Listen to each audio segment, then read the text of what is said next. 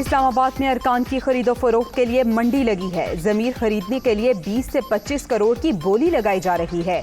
तहरीक अदम एतमाद का वाहिद मकसद करप्शन केसेस का खात्मा है। इनको माफी दी तो ये पाकिस्तान के साथ सबसे बड़ी गद्दारी होगी। हुकूमत के शिकार पर निकले तीनों चूहों को शिकस्त देंगे। वजीर आज़म इमरान खान की मानसहरा में ललकार।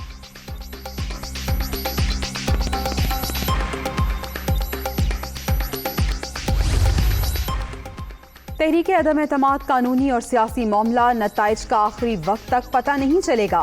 ऑपोजिशन ने सोची समझी साजिश के तहत अदम इस्तेहकाम फैलाया। भरपूर अंदाज में सामना करेंगे। जमीर फरोशी काबिल कबूल है, ना समझौता होगा। जनरल कमर जावेद बाजवा से अच्छे ताल्लुकात हैं। अप्रैल में नए आर्मी चीफ की तकर्रुरी की बातें कयास आराइयां। तैनाती नवंबर में होनी है। वजीर आज़म इमरान खान की सीनियर सहाफ़ियों से मुलाकात में गुफ्तगू।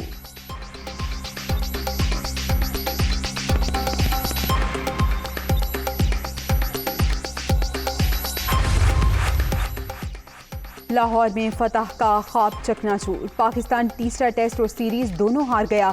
कजाफी स्टेडियम में 351 रन के हदफ का ताकुब करती कौमी टीम 235 रन पर ढेर। इमामुल हक 70 और बाबर आजम 55 रन बनाकर आउट। नेट 11 ने 5 खिलाड़ियों को पवेलियन की राह दिखाई। पैट कमिंस की 3 विकेटें।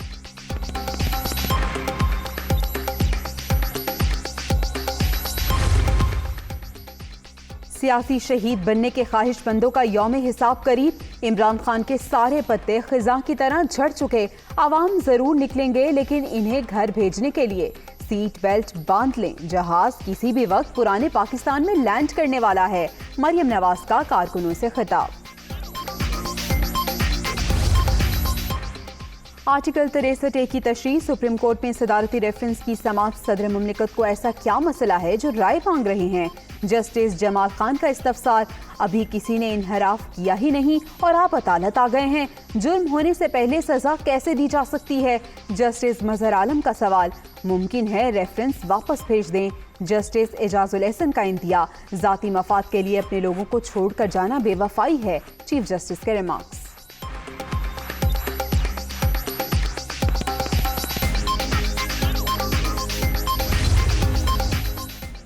कौमी असम्बली का इजलास। तहरीक अदम एतमाद पर कार्रवाई के बगैर पीर तक मुलतवी। अपोजिशन लीडर को बोलने की इजाज़त न मिली।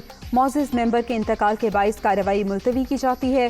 तहरीक अदम एतमाद पर कानून के मुताबिक कार्रवाई होगी। स्पीकर असद कैसर का ऐलान।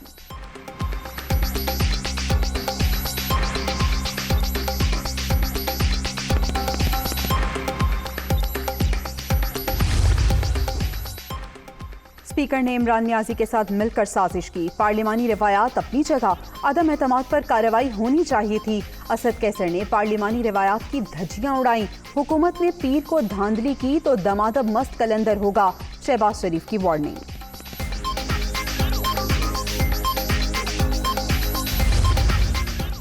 स्पीकर ने इमरान खान के सहूलतकार का किरदार अदा किया। ऑपोजिशन मुत्तहिद होकर गैर जमहूरी कुव्वत का मुकाबला जमहूरियत से करेगी।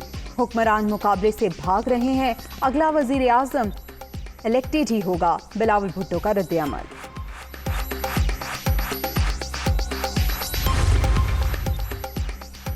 तहरीक अदम एतमाद के बाद हुकूमत बौखलाहट का शिकार। तहरीक इंसाफ के पास अक्सरियत होती तो ये कुछ ना करती। अख्तर मेंगल की तनकीद। हुकूमती इकदाम इंतहाई काबिल मजम्मत है। अमीर हैदर होती की गुफ्तगू। तहरीक अदम एतमाद भारी अक्सरियत से कामयाब होगी। इमरान खान जलसों में गलीज जबान इस्तेमाल करते हैं। फॉरेन फंडिंग केस चीख चीख कर कह रहा है। वजीर आज़म ने मनी लॉन्ड्रिंग की। हमजा शहबाज का इल्जाम।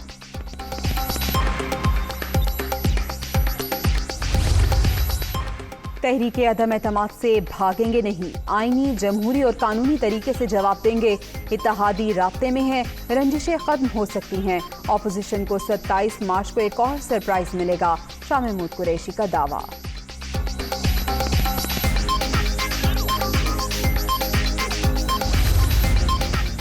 तहरीक अदम एतमाद लाने वाले सब चोर हैं। स्पीकर ने कोई गैर आईनी काम नहीं किया। हॉर्स ट्रेडिंग का रास्ता रखना चाहिए। ऑपोजिशन का सिर्फ रोना धोना बाकी रह गया। वज़ीर मुमलिकत इत्तलात फरूख हबीब की मीडिया टॉक।